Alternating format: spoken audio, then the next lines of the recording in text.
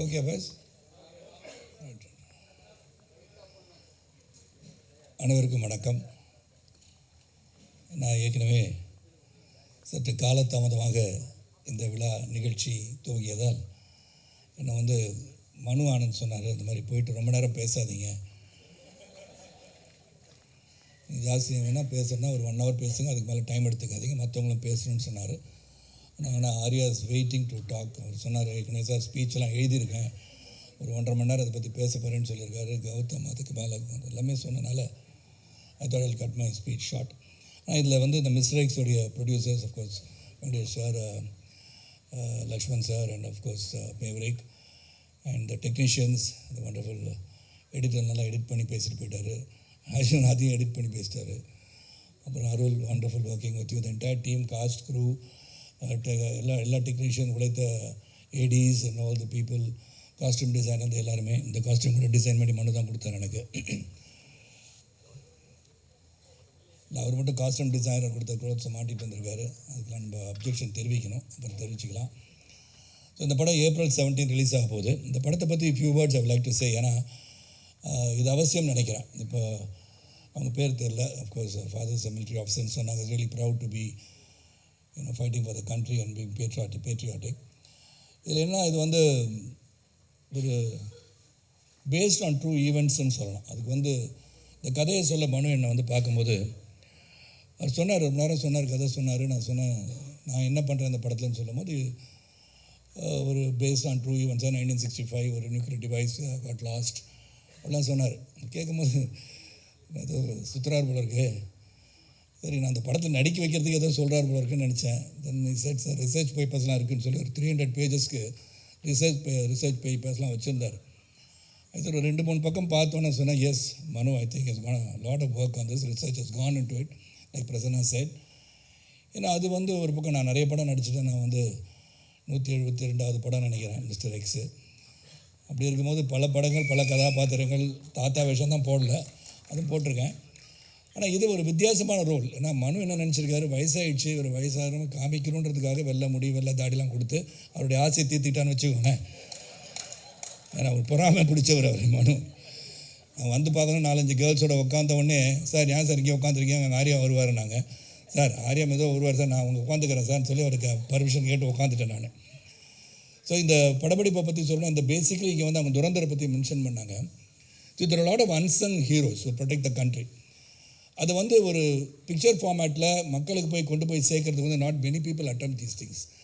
அந்த விஷயத்தில் மனுவுக்கு உண்மையிலே பாராட்டணும். 2023 துவங்கினாலும் பொறுமையாக அந்த படத்தை எடுத்து சிறப்பாக கொண்டு வரணும்னு நினச்சது தான். It's not easy task to get all the cast and crew that been here. எல்லோரும் பார்த்தீங்கன்னா ஸ்டால்வர்ட்ஸ்னே சொல்லலாம். அந்த ஆரியா ட்ரெய்லரை பார்த்த உடனே நீங்கள் பார்த்துருப்பீங்க.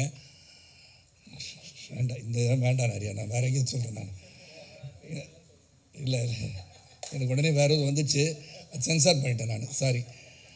ஏன்னா அந்த மாதிரி ஃபிசிக்கலாக வச்சுட்டு வரும்போது லாட் ஆஃப் மோர் ஃபேன்ஸ் உங்களுக்கு ஃபாலோ பண்ணுவாங்க. ஆரியா நீ சைக்கிளில் போகும்போது கூட ஃபாலோ பண்ண ஆரம்பிச்சிடுவாங்க. So it's really looking good. That's what it shows the dedication of artist. The actors மெனக்கடல்னு ஒன்று இருக்கு இல்லையா. இந்த கதாபாத்திரம் என்னன்னு சொல்லி மனு சொன்ன உடனே I think Arya's put a lot of efforts and so with Gautham Karthik. இன்றைக்கி என்னுடைய 40 ஆண்டு காலம் என்னுடன் பயணிக்கிற ஒரு சகோதரர் ஆனால் இது கார்த்திக் சாரோட பையன் தானே கேட்டார். ஏன் அப்படின்னா, இந்த படத்தில் வித்தியாசமாக தெரிகிறாரு. இந்த படத்தில் ஒரு வித்தியாசமாக தான் இருக்கார், வித்தியாசமாக நடிச்சிருக்காருன்னு சொன்னேன். All the other girls here, Thulliya and then Manju ma'am சொல்கிறதுக்கு காரணம் அவங்க தான் எங்கள் எல்லோரும் டைரக்ட் பண்ணுறாங்க. அதில் பார்த்தாலே தெரியும், தே ஆர் த பீப்புள் அப்படின்னு சொல்லி எங்களுக்கு ஆர்டர் போட்டு அனுப்புகிறாங்க. அது ஒன்று. Then the captain of the ship Manu and dedicated person சொல்லிட்டேன். அண்ட் கேமராமேன் பற்றி சொல்லிட்டேன், Dibu it a great job, மாற்று கருத்தே கிடையாது. இது என்னென்னா, அந்த பியூட்டி ஆஃப் சச் ஃபிலிம்ஸ், நிறைய பேர் வாருக்கு போகிறாங்க, வராங்க, ஒரு நாட்டை காப்பாற்றுறாங்க. அவங்க பரம்வீர் சக்ரா, வீர் சக்ரா எல்லாம் கிடச்சி பாராட்டப்படுவாங்க. ஆனால் அவங்களையும் மீறி பல பேர் இந்த நாட்டை பாதுகாக்காத பல நாடுகளில் இருந்து இந்த நாட்டை ப்ரொடெக்ட் பண்ணுறது, ஒர்க் பண்ணுறவங்க வெளியே தெரியாது. ஏன்னா அவங்க சொல்லவும் முடியாது. There are people who gather intelligence, they try to see what is happening, என்ன நடக்க போகுது இந்தியாவிலேயே அல்லது மற்ற நாடுகள் என்ன நடக்க போகுதுன்னு துல்லியமாக கணித்து அதை உலகத்துக்கு கொண்டு வந்து அவங்க கவர்மெண்ட்டுக்கு சொல்லக்கூடிய அளவில் இருந்தால் கூட சொந்த மனைவிக்கும் தான் யாருன்னு சொல்ல முடியாத ஒரு சூழலில் ஒர்க் பண்ணுறவங்க தான் இந்த unsung heroes.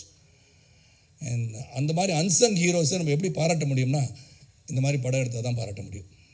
So what has happen, what good have happen, இதுக்கு எப்படிலாம் அவங்க வந்து போராடிட்டுருக்காங்க மெனக்கட்டுருக்காங்கன்னு சொல்லும் போது உண்மையிலே it's a tough movie to take and Manu has handle it really வெல்னு தான் சொல்லணும். ஏன்னா அசர்பைஜான்லாம் ஷூட்டிங் போகும்போது it was really difficult and single ஷாட்டில் தான் எல்லாம் எடுத்தோம். சில ஆக்ஷன் சீன்ஸ் ஆர்யா கூட சொன்னேன், சார் பிரமாதம் சொல்லி ஃபோன் பண்ண, என்ன பிரமாதம் ஆர்யான்னு கேட்டேன். பிரமாதம் ஆச்சு சார் அந்த ஃபைட் அப்படின்னாரு. ஆனால் படத்தில் ஃபுல்லாக வைக்க முடியாதுன்னு நான் நினைக்கிறேன். ஏன்னா எல்லாருமே ஃபுல் ஷாட் வச்சோம்னா அது வரும்னு நினச்சி போய் பார்த்து நானும் பல பேர்கிட்ட சொல்லிவிட்டு அவ்வளோ இருக்கா அவ்வளோ ஆக்ஷன் இருக்கும்.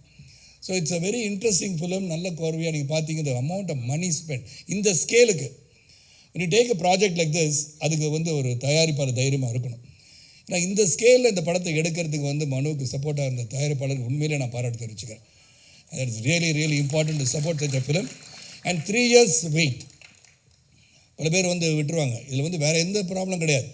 தே வந்து கூறு தீட்டினாங்கன்னு சொல்லுவோம் இல்லையா, அது அப்படியே தீட்டி ஒரு சிறந்த படத்தை கொடுக்கணும்னு சொல்லும் போது it is landed at a time and Durandhar mat history. So அப்போ இந்த மாதிரி படங்கள் வரணும்னு நினைக்கிறவங்களுக்கு இது வந்து உண்மையிலே வரப்பிரசாதமாக இருக்குன்ற நம்பிக்கை எனக்கு இருக்குது. And Manu, thank you for giving me this opportunity to work along with you and Arya and Gautham. கார்த்திகோட நடிச்சிருக்கேன். கௌதமோட நடிக்கிற வாய்ப்பு எனக்கு ஏற்கனவே இன்னொரு படம் வெயிட்டிங் இந்த line that also release soon. Gautham, let's wait for that also. நான் தொடர்ந்து படங்கள் ரிலீஸ் ஆகிட்டே இருக்கும்.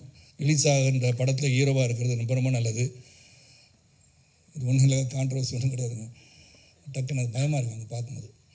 இந்த மாதிரி படங்கள் வந்து ரிலீஸ் ஆகணும், தியேட்டரில் போய் படம் பார்க்கணும். எல்லா ஃபங்க்ஷனையும் சொல்கிற மாதிரி 50 days ஓடிடியில் வந்து 50 daysக்கு அப்புறம் படம் வந்தால் I think people will go and watch movies இந்த தியேட்டர். அண்ட் இந்த படத்தை வந்து ஸ்மால் ஸ்க்ரீனில் பார்க்குறதோட பெரிய தியேட்டர் போய் பார்க்குறது தான் ஜேம்ஸ் பாண்ட் படத்தை பார்த்த மாதிரி இருந்தது. எனக்கே எப்படி இருந்துச்சுன்னா நார்மல் ஆடியன்ஸுக்கு எப்படி இருக்குன்னு பார்த்துக்கோங்க. Really well done. And I wish பத்திரிகை சகோதரர்களும் ஊடக நண்பர்களும் இதை சிறப்பாக எடுத்து சென்று மக்களை வந்து April 17 முதல் பார்க்கணும்னு சொல்லணும். எனக்கு முன்னாடி ஒரு பத்திரிகை சகோதரர் சொன்னார், சார் April 17 போய் பாருங்கள், April 17 போய் பாருங்கன்னா அன்றைக்கி தியேட்டர் ஃபுல்லாகிடும் சார், எப்படி சார் அன்றைக்கே போய் பார்க்க முடியினாரு. சரி 18 போய் பாருங்கள், 19 போய் பாருங்கன்னு. So from April 17 go and watch this movie இந்த தியேட்டர். மிஸ்டர் எக்ஸ் யார், அது என்ன பண்ணியிருக்காரு, எவ்வளோ காதல் காட்சி இருந்தது, அந்த மிஸ்டர் எக்ஸ் யார், இதெல்லாம் வந்து April 17 உங்களுக்கு கண்டிப்பாக தெரியும். And it's great effort. And இந்த மாதிரி ஒரு அன்சங் ஹீரோஸை வெளியே கொண்டு வந்த இந்த தயாரிப்பாளர்களுக்கும் the entire crew for working so hard in this project. அந்த மெனக்கடலுக்கு இந்த படம் வெற்றி பெற வேண்டும் என்று கேட்டுக்கொண்டு எல்லாம் உள்ள இறைவனை வேண்டி நல்லது நடக்கட்டும் என்று சொல்லி ஜாதி மத மொழிபேதமற்ற புதிய சமுதாயத்தை உருவாக பாடுவென கேட்டுக்கொண்டு விடைபெறுகின்றேன். நன்றி, வணக்கம்.